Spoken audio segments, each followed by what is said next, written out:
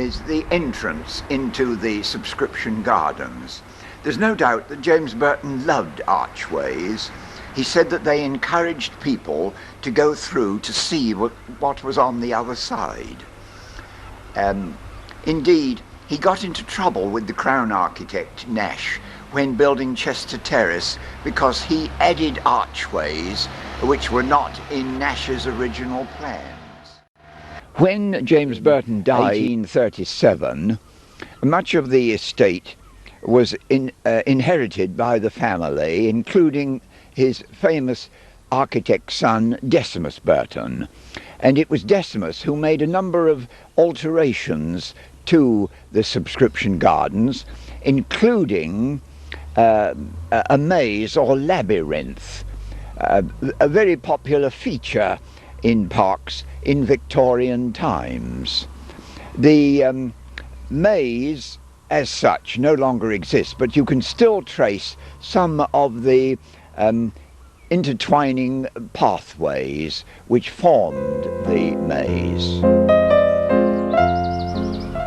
When Burton first bought the land to lay out his new seaside town, this was a wooded ravine running up through a valley, but he preserved it as an open space, and it became known as the Subscription Gardens because all the inhabitants of the town paid a subscription towards the upkeep of the gardens and the right of using them.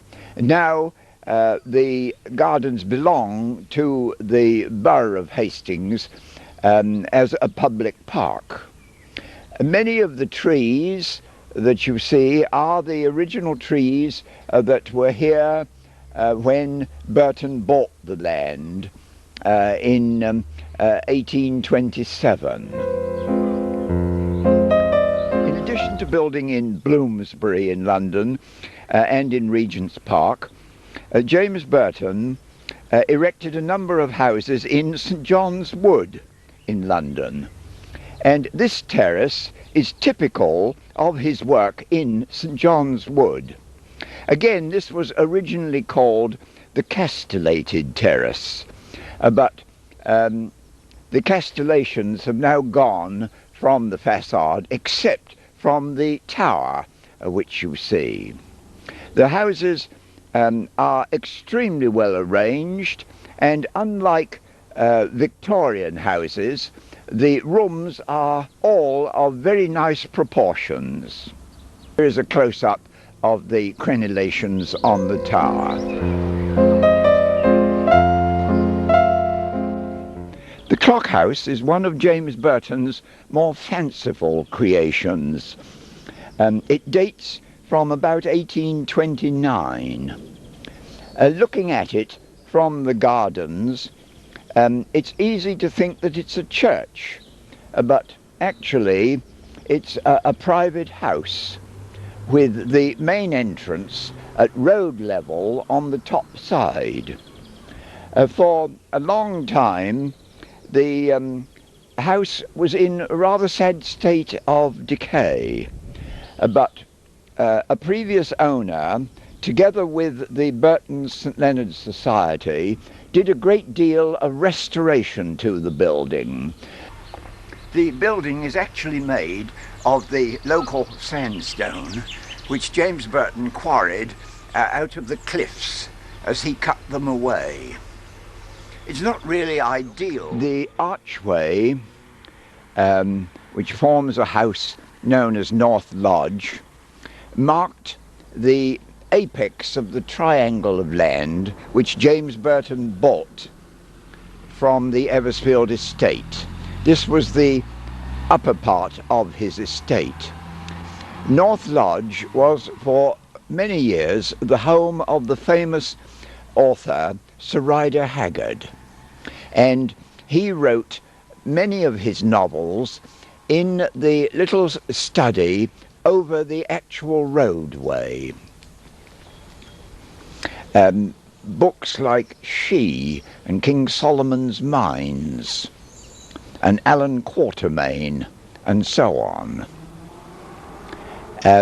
Later, Burton purchased land beyond the archway in order to create a new entrance into the town. The clock originally was a mechanical clock with a very long pendulum which swung in the room immediately below the clock in the tower, the room with the lancet windows. But when Marie Le Broc was the occupant of the clock house, the Burton St Leonards Society arranged for the clock to be converted, and it's now driven by electricity. The clock itself has an interesting history because it was made by one of the clockmakers to the Crown in London. This is another of James Burton's buildings. It was originally known as the Castellated Villa for obvious reasons, but later it was renamed Gloucester Lodge because here in 1830 the first royal visitor came to live in the town. The original chimney pots are of particular interest. They're an unusual pattern. But another feature is the circular tower in the centre of the roof. This is actually a spiral staircase, a most beautiful piece of joinery work, and there is an interesting picture in existence showing the royal family